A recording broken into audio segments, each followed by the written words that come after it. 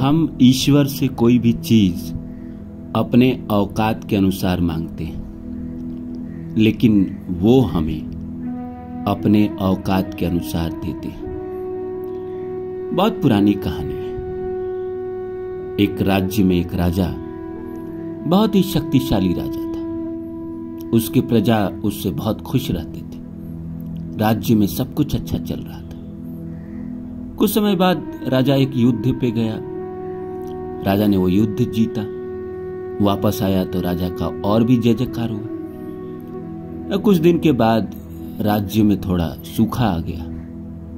सूखा आ गया तो थोड़ी समस्या आ गई। तो राजा ने अपने ब्राह्मणों को बुलाया, पूछा क्या बात है। तो किसी ने कहा कि आपका जो पैतृक गांव है, वहां पे आपके पितृ जो हैं, आपके परदादा, उनका कब्र है। वहां जाकर अगर आप आशीर्वाद ले तो राज्य में सब कुछ ठीक हो जाएगा। तो राजा सोचा कि चलो ये भी करके देख लेते हैं। राजा पूरे रथ और सेना के साथ चल पड़ा। गया, पुराना गांव था, वहां कुछ भी था नहीं, लेकिन लोग जो थे वो साधारण से थे। राजा के खबर आने से पहले उस गांव में सब कुछ व्यवस्था कर दी गई। राजा के लिए रहने के लिए घर बना दिया गया, सारी चीजें व्यवस्था कर दी गई। राजा आए, रथ से उतरे, और जैसे रथ से उतरे वैसे ही उनका एक कोट का बटन टूट गया जो सोने का था। अब राजा को बड़ा दुख हुआ कि भाई देखो, मैं यहां आया और आते सोने का बटन टूट गया, अब ये ठीक कैसे होगा। अब राजा वापस भी नहीं जा सकता था अपने राज्य, और जनता के बीच में भी टूटे हुए बटन पहन कर नहीं जा सकता था। दूसरा कोट था लेकिन सोने का बटन वाला नहीं था। राजा चाहता था कि मैं जो जनता के सामने जाऊं, अपने परदादा के पास जाऊं, तो ये कोट पहनकर जाऊं जिसमें सोने के बटन लगे हों। राजा ने मंत्रियों से कहा कि भाई जाओ और इस गांव में जो भी सोनार है उसको लेकर आओ, वो मेरा कोट ठीक करेगा। तो एक सेना वहां से गया, पूरे गांव में ढूंढा, वहां पे एक सोनार मिला जो कमजोर था। अब गांव में कैसा सोनार होता है वो आपको पता ही है। तो सोनार को लेके आया। सोनार बड़ा खुश हुआ कि भाई पहली बार जिंदगी में किसी राजा को देखने का मौका मिलेगा। वो डर भी रहा था कि कहीं ऊंच नीच हो जाए तो राजा कहीं सूली पे न चढ़ा दे, लेकिन फिर भी वो आया। तो लोगों ने कहा कि भाई राजा साहब का सोने का बटन टूट गया है, तुम इसको ठीक करो। और वो अपनी पूरी ताकत के साथ जोड़ तार के जैसे जैसे करके उसने सोने का बटन बना दिया, और राजा ने कोट पहना, सोने का बटन ठीक हो गया।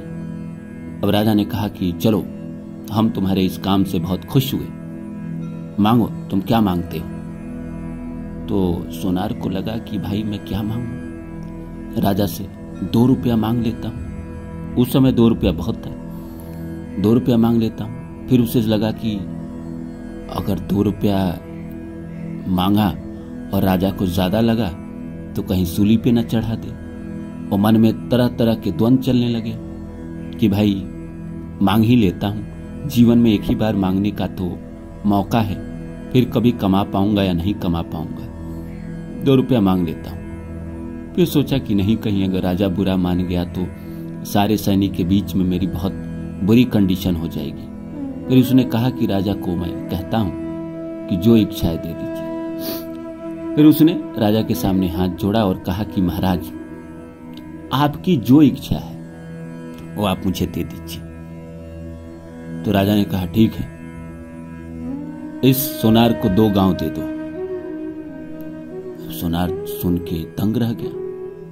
उसने राजा साहब से कहा कि राजा साहब, मैंने तो सिर्फ 2 रुपया सोचा था, आपने तो 2 गांव दे दिया।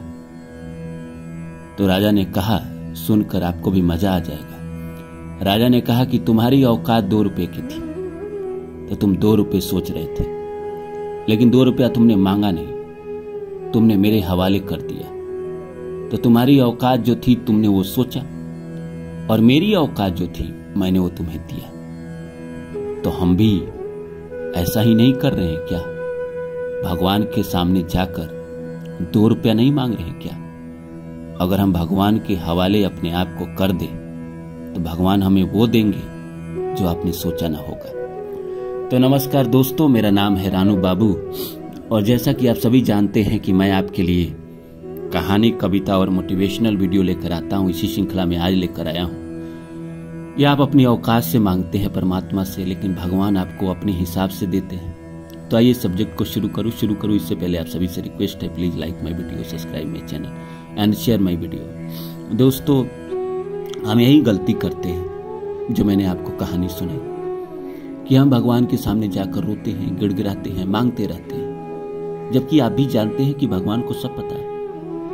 भगवान को सब पता है। अगर आप ये कह दें कि भगवान आपकी जो इच्छा है मुझे दे दीजिए, खासकर शादियों के मामले में, धन के मामले में, पद के मामले में, भगवान के मंदिर में लोग जाकर रोते रहते हैं। अगर कोई आदमी भगवान के मंदिर में जाकर कहता है कि भगवान मुझे उस लड़की को दे दो,